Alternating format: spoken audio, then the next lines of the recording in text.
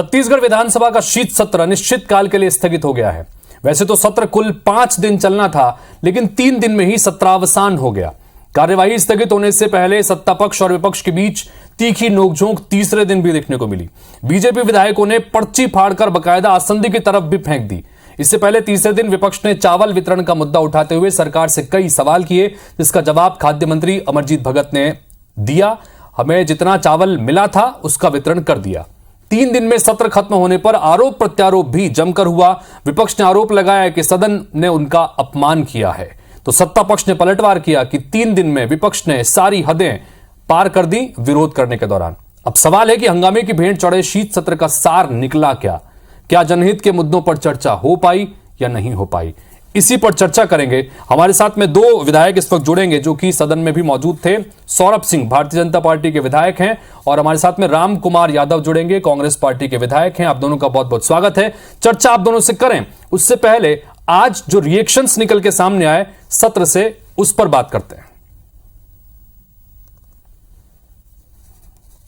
विपक्ष की बिना सहमति के पूरी कार्यवाही को निपटा दिया और विपक्ष की बिना सहमति के 6 तारीख की विधानसभा को 4 तारीख को समाप्त कर दिया। विपक्ष के बिना उपस्थिति के उपाध्यक्ष का चुनाव कर लिया।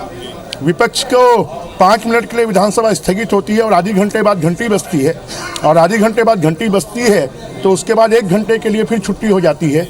तो विपक्ष के किसी भी काम में भागीदार नहीं बनाना चाहते अगर विधानसभा अध्यक्ष, तो हम इसको बर्दाश्त नहीं करेंगे। आज जिस तरीके से प्रतिपक्ष का व्यवहार था, घोर असंसदीय, अमर्यादित आज का उनका व्यवहार था। नारेबाजी करना तक तो ठीक है, और हद तो तब हो गई जब विधानसभा अध्यक्ष के आसंदी पर, उनके चेहरे पर प्रतिपक्ष के 3 जिम्मेदार सदस्य माननीय बृजमोहन अग्रवाल जी, माननीय शिवरतन शर्मा जी और माननीय अजय चंद्राकर जी ने पेपर फाड़ करके विधानसभा अध्यक्ष के चेहरे पर मारने की कोशिश की।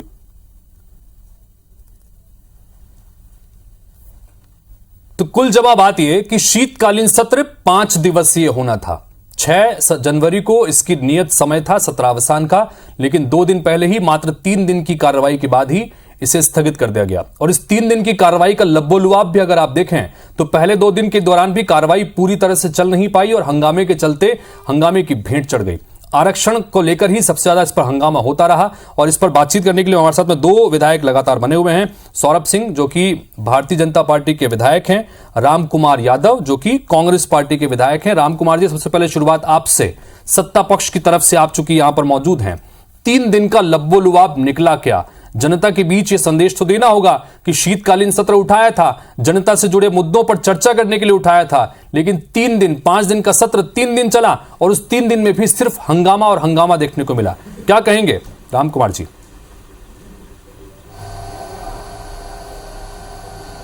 देखिए व्यास भैया जी, हमारे जो सरकार का माननीय भूपेश बघेल जी का हमेशा से ये जो 4 साल कार्यकाल है, वो हमेशा विधानसभा के अंदर में आकर के अपने सरकार का जो भी गतिविधि है, छत्तीसगढ़ के हित में क्या काम कर रहे हैं, छत्तीसगढ़ के हित में क्या क्या योजना नया लाए हैं, ये सब का यहाँ पर लेखा जोखा पेश करना रहता है।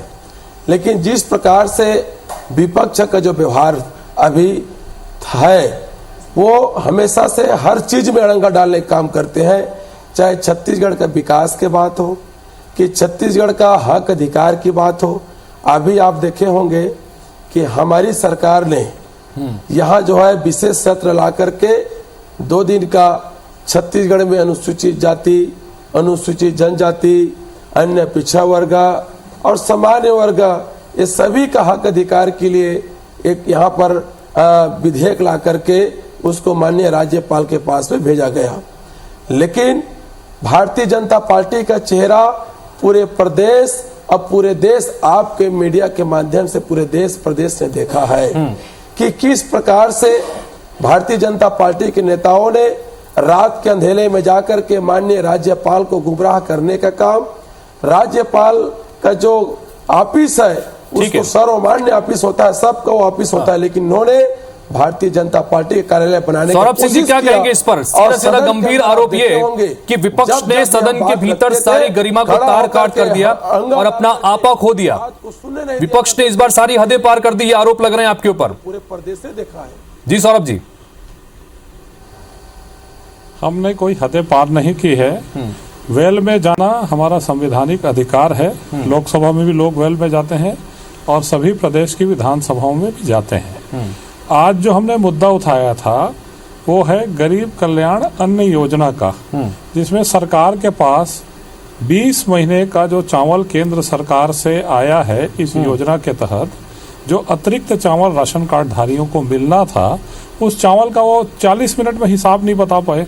तो छत्तीसगढ़ की जनता को 5,000 करोड़ की अगर चूना लगेगा, डकैती होगी और विपक्ष अगर नहीं बोलेगा तो फिर अपने धर्म का तो पालन नहीं कर रहे ना विपक्ष। फिर आप ही लोग बोलेंगे कि विपक्ष कुछ बोल नहीं रहा है।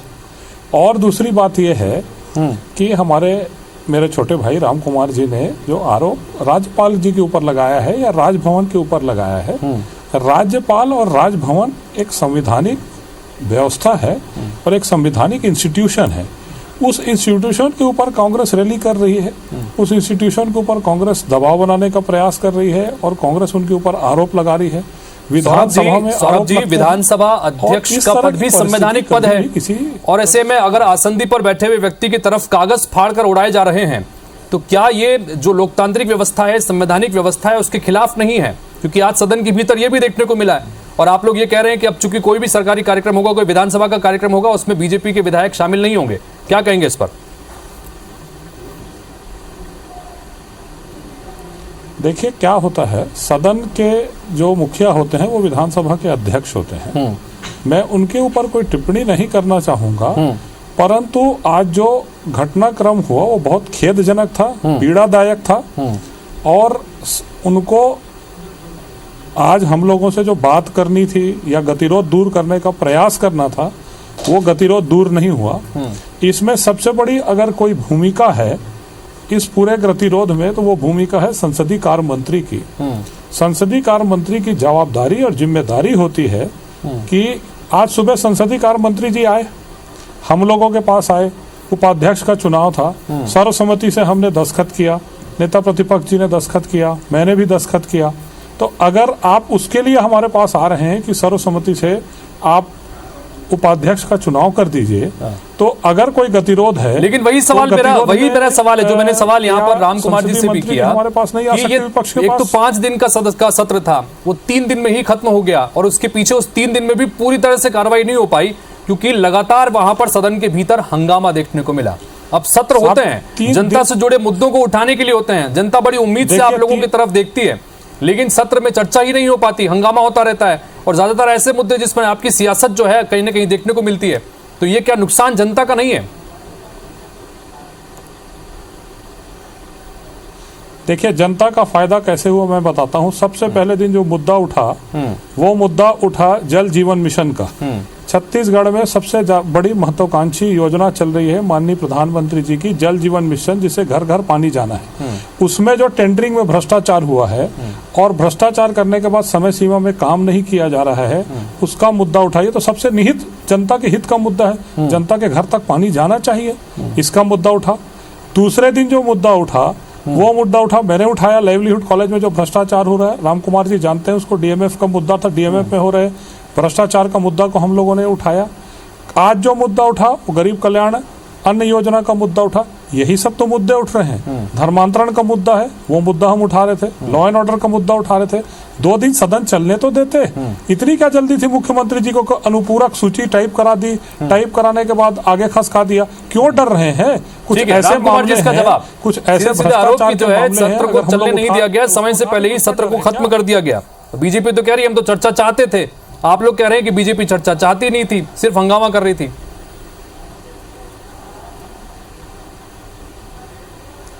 देखिए व्यास भैया जी, सौरभ भैया मेरे व्यक्तिगत रूप से मेरे बड़े भैया हैं, हमेशा मैं उनका आदर करता हूं, लेकिन जिस प्रकार से सदन के अंदर जो वहां पर हमको चुन के भेजा जाता है विधानसभा में, इसलिए कि यहाँ पर गरीबों का बात किया जाएगा, वहां पर प्रदेश के हित के लिए वहां पर पक्ष विपक्ष तर्क दे करके सर्वसम्मति से कोई निर्णय निकाल करके उस प्रदेश का विकास किया जाएगा। लेकिन आप देखे होंगे कि इस सबसे बड़ी बात है कि इस प्रदेश में अभी भी नौकरी एक प्रकार के छत्तीसगढ़ प्रदेश अभी ठहरा हुआ है, रुका हुआ है। हर वैकेंसी कोई परीक्षा पास कर चुका है, उसका ऑर्डर निकलना बाकी है, कोई इंटरव्यू में बाकी है। इस प्रकार से पूरा आरक्षण के नाम से पूरा ठहरा हुआ है। हमारी सरकार माननीय भूपेश बघेल जी ने बोला कि अगर आप सर्वसम्मति से यहाँ पर पास किए हैं, राज्यपाल तो किसी पार्टी का नहीं होता, वो पूरे प्रदेश का है। हम भी जाते हैं, आप भी चलें, राज्यपाल महोदय जी से बात करते हैं, सर्वसम्मति से पास किए हैं ताकि ये हल निकले और इस प्रदेश जो एक प्रकार से ठहरा हुआ है, यहाँ का जो आरक्षण व्यवस्था के नाम से, वो जल्दी से जल्दी सोल्यूशन निकले और यहाँ का जो बस्तर का आदिवासी समाज का बेटा। चलिए, लेकिन कुल मिलाकर जिस तरह से आम जनता के बीच में भी मैसेज जाता है, 5 दिवसीय सत्र था, 3 दिनों के भीतर ही खत्म हो गया।